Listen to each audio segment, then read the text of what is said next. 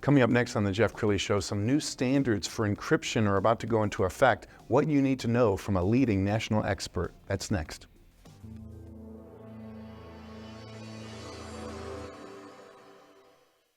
Many are predicting that the worst is yet to come, which is unfortunate, said one person here.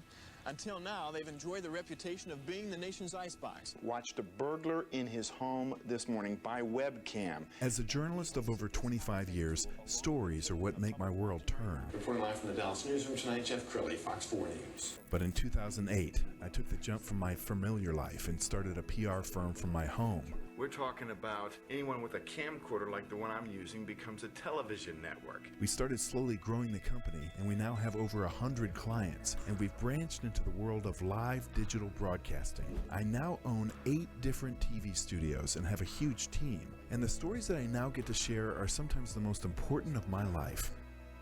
Life has a funny way of coming around full circle. This is the Jeff Crilley Show. Well, it seems like every day on the news we're hearing about another hack attack, and it leaves us all kind of scratching our heads saying, why can we not stay one step ahead of the hackers?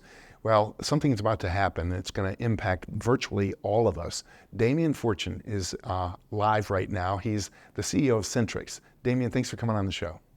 Hey, Jeff. Thanks for having me.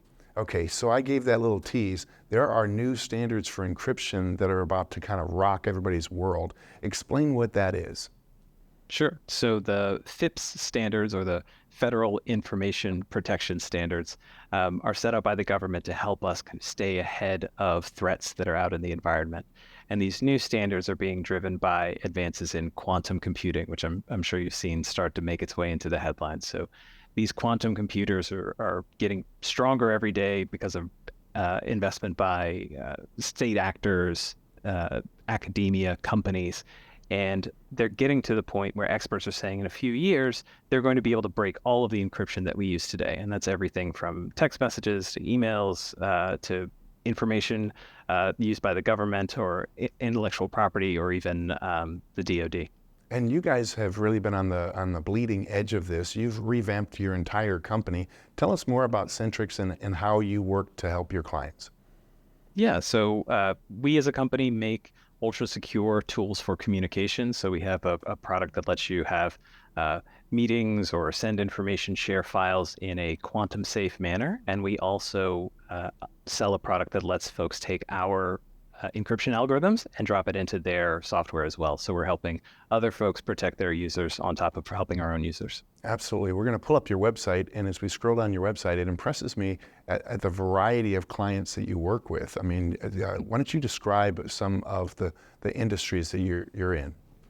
Yeah, absolutely. I mean, everyone has something sensitive to protect. So the usual suspects for us are military, public service, that's police, first responders, these sorts of things, and then the regulated industries. So finance, healthcare, the utilities, they've really been the first movers, and they're actually called to act first by these new government standards. So most of our customer base falls into that category. By the time that these standards finish promulgating in a few years, though, it will apply to everyone. So we'll kind of go broader as the market has to come with us. Sure. I know ransomware attacks have made headlines quite a bit, especially when hospital systems are attacked. Would your changes be able to protect a hospital system from a ransomware attack?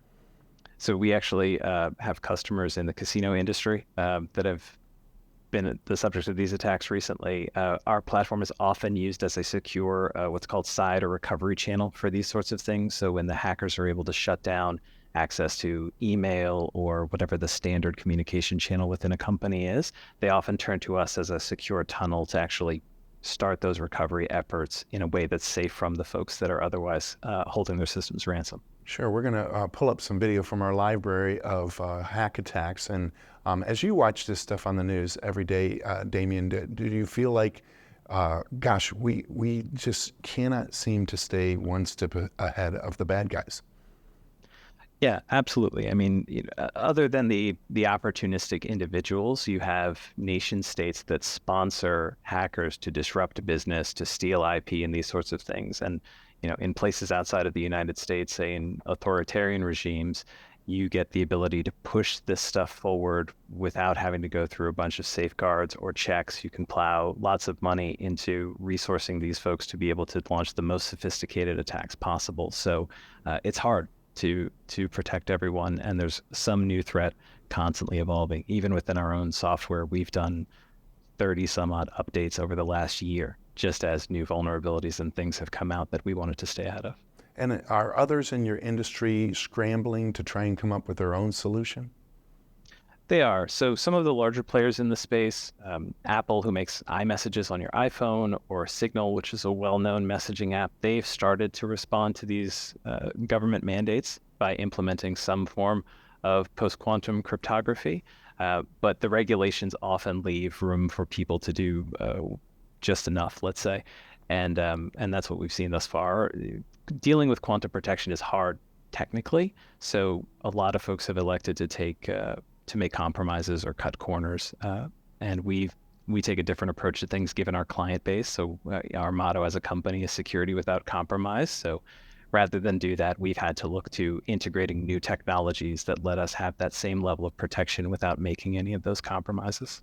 And I understand that so many of these attacks are really happening because of the vendor to the company. So I remember just a few years ago, there was the big Target attack, and I believe it was one of their vendors allowed the bad guys in. Mm-hmm. Absolutely. These systems are getting more and more tied in with one another.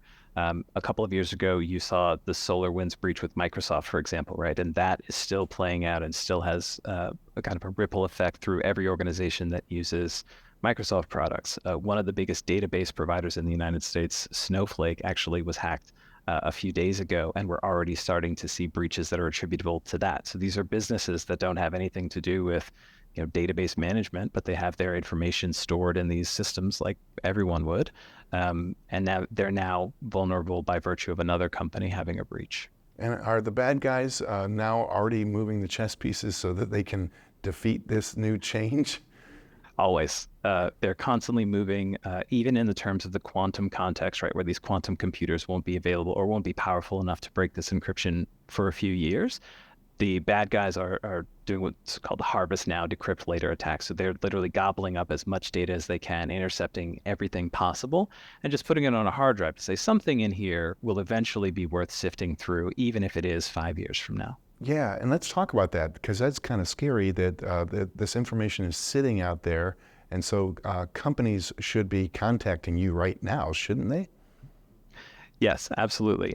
There's a two-pronged problem. You have the go forward protection. How do we change our system now so that everything we do going forward is protected? But the other side of the equation is how do we migrate and secure all of this data that's already sitting on our servers and in our systems? How do we take those records and protect them in the same way that we're protecting all of the stuff that we're doing going forward? Absolutely. We've only got a couple minutes left. So Damien, final thoughts. It's an exciting time. I mean, it's as a technology person, it's really interesting to see all of the positive things that quantum computing can bring along, but it's also scary, right? We talked about all of these threats, and even though quantum computers for a lot of folks feel like flying cars, it's going to be here before you know it. And it's a time where we are telling our customers to act now and telling our clients to act now, and even the consumer needs to have this in mind, because in a few years it is really a paradigm change that's going to affect everyone. Wow. Well, thank you for all you're doing to keep our information safe. And we're going to end with your website, which is Sentriqs.com, the great Damien Fortune, the CEO. Thanks for coming on the show. Thanks so much, Jeff. That's it for now. We'll see you next time.